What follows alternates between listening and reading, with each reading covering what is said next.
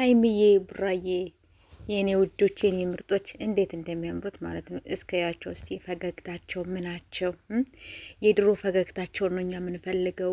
እንደዚህ ሲጣሉ ምን ሲሉ አያምርባቸውም ሁለቱ ማለት ነው። ስለዚህ በሰላም ይመጡልናል ብለን ተስፋ አለን ጋይሶች ማለት ነው። እና እዊ ስታምሮ እኮ ማርያምን እያለች ነው እንግዲህ አንዷ እህታችን ማለት ነች። አዎ ሁለቱ በቃ የማይለያዩ አሁን ይሄ ይቻውን የለበሰችው የሀይሚ ፕሮፋይል ነው እና እንግዲህ እንደምታዩት ሁለቱን በቃ በአንድ አይን በቃ ሁላችንም በአንድ አይን ነው ማየት ያለብን፣ ሀይሚዬንም ቡራንም ማለት ነው።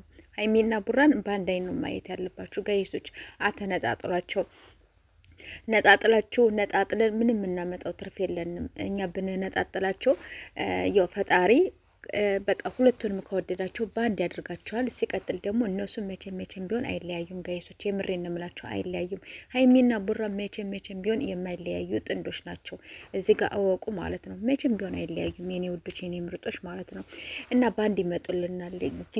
ጊዜም ቢፈጅባቸው መታረቃቸው አይቀርም ማለት ነው። እንደዚህ እንደዋዛ እንደ ትናንት ነው እንደዚህ አይሆንም ማለት ነው ጋይሶች። እውነቴን ነው የምላቸው ሀይሚና ቡራ መቼም የማይለያዩ ሰዎች ናቸው። ታርቀውልን ምን ብለውልን ይመጣሉ።